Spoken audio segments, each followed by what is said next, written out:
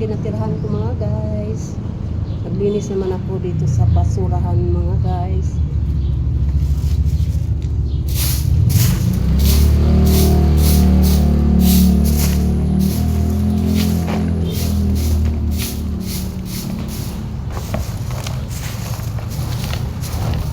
Tingnan niyo mga guys, marami-raming basura dito mga guys.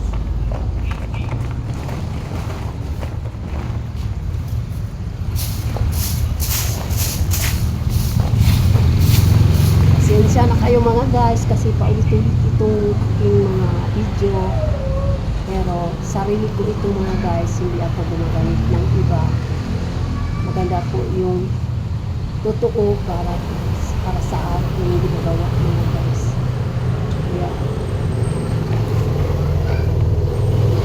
ito ang totoo.